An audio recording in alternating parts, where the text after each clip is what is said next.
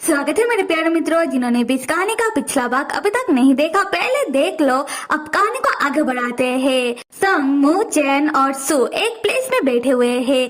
सू संग के ऊपर इल्जामात लगाते हुए कह रहा है कि मेरा मास्टर वही है जो डॉक्टर संग के बगल वाले कमरे में रह रहे हैं और मुझे 100% यकीन है कि उन दोनों के बीच सॉलिड वाला चक्कर चल रहा है। ये सुनकर मुचेन को बहुत ही गुस्सा आ रहा था, क्योंकि मुचेन को भी तो पहले यही लग रहा था और अब सू भी यही बात कह रहा है। हम संग को देखते हैं जिसे सू के ऊपर गुस्सा तो आ रहा था, पर वो अपने मुंह में स्माइल रखते हुए सू से कहता है कि सू, क्या तुम्हारे मास्टर ने तुम्हें वापस जाने के लिए नहीं कहा? सू कहता है कि मुझे नहीं पता, क्योंकि जब हम मास्टर के कमरे में गए उन्होंने हमें जोरदार बिजली का झटका दे मारा, जिससे मैं तो बेहोश हो गया था, इसीलिए मैंने कुछ नहीं सुना। संग सोचता है कि हाँ भाई, इसमें भी गलती मेरा है। तब सू उठकर खड़ा होता है और मुचेन सू के गले के सामने अपना तलवार पकड़ लेता है। सू संग से कहने लगता है कि जब तक मेरे मास्टर यहाँ है मैं भी कुछ दिनों तक यही रहूंगा और डॉक्टर संग आपके ऊपर नजर रखूंगा कि मेरे मास्टर ने आप में ऐसा क्या देख लिया कि वो आपके पीछे लट्टू हो चुके हैं। ये सुनकर मुचेन को और भी गुस्सा आने लगता है। संग ये बात समझ जाता है और मुचेन से कहता है कि मुचेन तुम शांत हो जाओ, इसे गलतफहमी हुआ है। संग तब सू को एक एप्पल पकड़ाते हुए कहता है कि देखो सू, तुम्हें यहाँ रहना है या फिर नहीं रहना ये तुम्हारी मर्जी, पर तुम्हें भूख तो लगा होगा, तुम्हें एप्पल तो पसंद है ना? सू तब संग के पास से एप्पल लेते हुए चौंक कर पूछता है कि डॉक्टर संग आपको कैसे पता कि मुझे एप्पल पसंद है? दूसरी तरफ मू चैन डॉक्टर संग से कहने लगता है कि डॉक्टर संग आप इसका इतना ध्यान क्यों रख रहे हो? संग सू से कहता है कि यह तो बस मेरा अनुमान था। उसके बाद संग अपने मन में सोचने लगता है। राक्षस राज योन बचपन से ही सू को देखता आ रहा है, जब से वो एक लड़की थी। सू हमेशा ही एप्पल खाती रहती थी, इसीलिए योन को पता है कि सू को एप्पल पसंद है। उसके बाद योन को याद आता है कि सू को तो योन भी पसंद है। ये सोचकर योन को बहुत ही गुस्सा आने लगता है और मन ही मन कहता है कि मैंने इस चीज के ऊपर पहले ध्यान क्यों नहीं दिया कि सू मुझे पसंद करती है। अगला सीन चैनशन सेक्ट का दिखाया जा रहा है। हम देखते हैं कि मेजर सेक्ट लाइब्रेरी में आकर छोटे कागज की गुड़िया को ठीक करने के लिए मुचेन के लिए कागज ढूंढ रहा था। तब उसे कुछ किताबें मिलता है और मेजर किताबों को पढ़ने की कोशिश करने लगता है, पर उसे कुछ समझ नहीं आता कि लिखा क्या है, क्योंकि मेजर को पढ़ने में थोड़ा दिक्कत है। मेजर उन किताबों को वापस रख देता है। उसी वक्त पीछे से सेक्ट मास्टर लियू आते हैं, जिन्हें देखकर मेजर चौंक जाता है। सेक्ट मास्टर लियू मेजर से कहने लगते हैं कि मेजर तुम लाइब्रेरी में कर क्या रहे हो? तुम्हें इस वक्त तलवारबाजी का प्रैक्टिस करना चाहिए। तुम हमारे सेक्ट के मेजर हो और हमारा सेक्ट का मान सम्मान तुम्हारे ही हाथों में है। क्या तुम्हें समझ आ रहा है? मेजर कहता है कि हाँ मास्टर, मैं समझ गया। अगले सीन में हम मुचेन को देखते हैं, जहाँ मेजर अपनी चैनशन सेक्ट की लाइब्रेरी से बहुत सारी कागजों को उठा ले आता है और मुचेन को देते हुए कहता है कि छोटे भाई मुचेन, इनसे तुम्हारा काम हो जाएगा। तुम इस छोटी कागज की गुड़िया को ठीक करने की कोशिश कर सकते हो। मुचेन कहता है कि आपका मदद के लिए शुक्रिया बड़े भाई, पर अगर आपके चैनशन सेक्ट वालों को यह बात पता चल जाए तब आपके लिए यह मुश्किल हो सकता है। मेजर कहता है कि कोई बात नहीं, पहले जो मेरे मास्टर थे उन्होंने मुझसे कहा कि मुझे हमेशा सही का साथ देना चाहिए। ऐसा करके ही मैं तलवार मास्टरशिप को सही तरीके से इस्तेमाल कर पाऊंगा। और पता है, जब मैं छोटा था तब चैनशन सेक्ट ऐसा नहीं था जैसा अब बन चुका है। मैं हमेशा ही सोचता हूँ कि काश मैं वक्त से पीछे जा पाता और सारी मुश्किलों को खत्म कर पाता। और जो मेरे मास्टर थे वो मुझे हमेशा तलवारबाजी सिखाने के वक्त कहते थे कि मुझे चैनशन सेक्ट का पिलर बनना है और चैनशन सेक्ट को हमेशा मजबूती से जोड़कर रखना है। उसके बाद मेजर मुचेन से कहता है कि छोटे भाई मुचेन, असल में मुझे तुमसे एक और जरूरी बात करनी है। मुचेन कहता है कि हाँ बड़े भाई कहो, अगर आपको कोई मुश्किल है तो हम दोनों मिलकर उसका हल निकालेंगे। मेजर बताता है कि उसके चैनशन सेक्ट में कुछ दिनों से वो सारे लोगों के पास बहुत मात्रा में राक्षसी मॉल लगा हुआ पैसा देख रहा है, इसलिए मेजर को शक है कि उसके चैनशन सेक्ट और राक्षसों के बीच कुछ तो चल रहा है, पर उसे समझ नहीं आ रहा कि क्या। तब हम पीछे से संग को देखते हैं जो छुप कर मुचेन और मेजर की बातें सुनते हुए अपने मन में कह रहा था कि देखो, इन सब में इस बार मेरी राक्षसों का कोई गलती नहीं है, मेरे राक्षस तो बेगुनाह हैं, तो मेरे राक्षसों के बारे में उल्टा सीधा मत सोचो। मुचेन तब संग को देख लेता है और दौड़कर जाकर संग को उठाकर कमरे के अंदर टेबल के ऊपर बैठा देता है। संग सोचता रह जाता है कि उसके साथ अभी अभी क्या हुआ। वो तो मजे से छुपकर उन दोनों का बातें सुन रहा था। मुचेन संग से पूछने लगता है कि डॉक्टर संग, क्या आपका तबीयत तो ठीक है? और मेजर संग से कहने लगता है कि डॉक्टर संग, आप कितने दुबले पतले से और कमजोर से हो, आप एक्सरसाइज क्यों नहीं करते हो? आपको पता है छोटे भाई मुचेन हमेशा ही आपका तबीयत का फिक्र करता रहता है।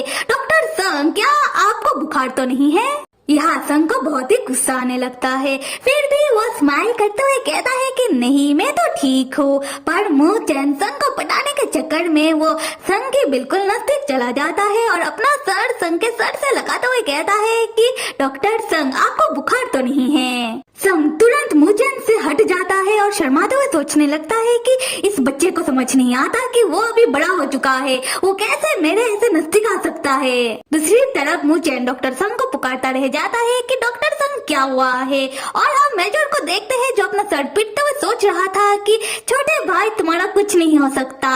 संग नॉर्मल होते हुए कहता है कि मैंने कहा ना कि मैं बीमार नहीं हूँ, मैं ठीक हूँ। उसी वक्त सू एप्पल खाते हुए वहाँ आता है।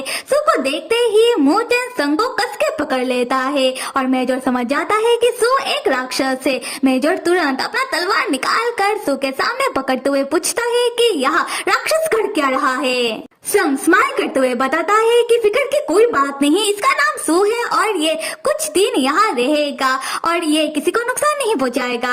सू तब मेजर की तलवार को खींच के दूर फेंक देता है और मेजर का नजदीक आते हुए उसके गालों को थपथपाते हुए कहता है कि तुम चैनशन सेक्ट के स्टूडेंट, तुम्हें लड़कियों से बात करने की तमीज नहीं है। मेजर तब गौर से सू को देखने लगता है और सू को याद आता है कि वो तो अब लड़की रहा नहीं, क्योंकि वो तो एक लड़का बन चुका है। सू कहता है, खैर तुम चैनशन सेक्ट वाले मेरा ज्यादा दिमाग मत खाओ। तुम चैनशन सेक्ट वालों ने हमसे बहुत सारा पैसा उधार लिया है, अगर पैसा वापस नहीं किया तब हम तुम्हें कच्चा खा जाएंगे।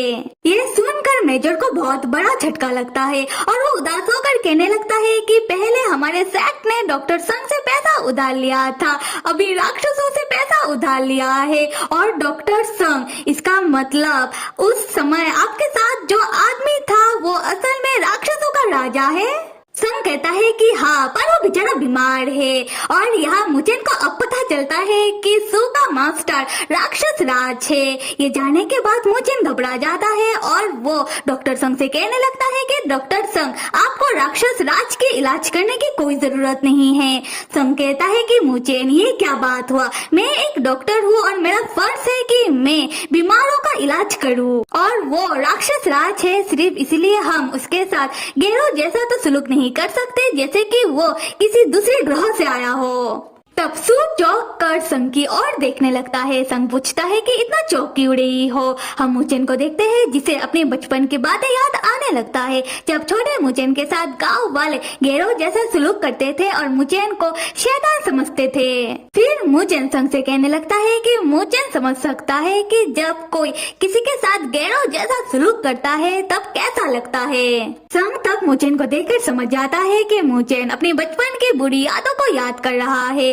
संग तब मुचेन के सर में अपना हाथ रख कर कहता है कि संग समझ सकता है कि मुचेन का कहने का वो मतलब नहीं था, क्योंकि मुचेन बहुत ही अच्छा है और मुचेन को तो सभी प्यार करते हैं। मुचेन शर्माते हुए पूछता है कि क्या डॉक्टर संग भी मुझसे प्यार करते हैं? संग कहता है कि हाँ, मैं भी मुचेन से प्यार करता हूँ। उसके बाद संग मेजर से पूछने लगता है कि क्या मेजर मुचेन से प्यार नहीं करता? मेजर कहता है कि हाँ बिल्कुल, मैं मेरे छोटे भाई मुचेन से प्यार करता हूँ। मुचेन बहुत ही खुश होकर संग से कहता है कि डॉक्टर संग, मैं आपसे बहुत ज्यादा प्यार करता हूँ। और यहाँ इतनी प्यार वाली बातें सुनकर सू मुंह बनाते हुए जाने लगता है, अपने मन में ये कहते हुए कि अरे भाई और सहन नहीं हो रहा मुझसे ये सब, और समझ नहीं आ रहा कि हमारे राक्षस राज योन कैसे ऐसे बंदे के प्यार में पड़ गए। खैर कुछ देर बाद मुचेन मेजर को बाहर तक छोड़ने के लिए आता है और उन दोनों के बीच बात होने लगती है। मुचेन मेजर से कहता है कि आपका मदद के लिए शुक्रिया,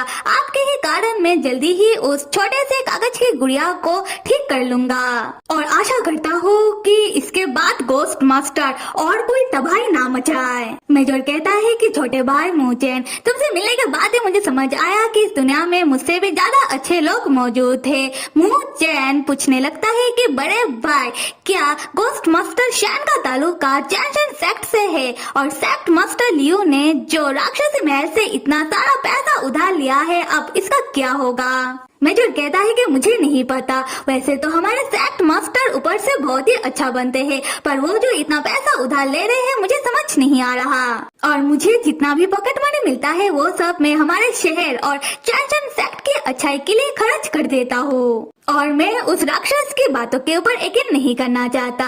मुचेन कहता है कि हालात को देखते हुए मुझे लगता है कि सू जो भी कह रहा है सच कह रहा है। उसके बाद मुचेन अपने पास से गोस्ट मास्टर की तलवार मेजर को दिखाते हुए कहता है कि मुझे इस तलवार में कुछ तो गड़बड़ी लग रहा है। मेजर कहता है कि मुझे तो कोई गड़बड़ी दिखाई नहीं दे रहा, तुम्हें ऐसा क्यों लग रहा है?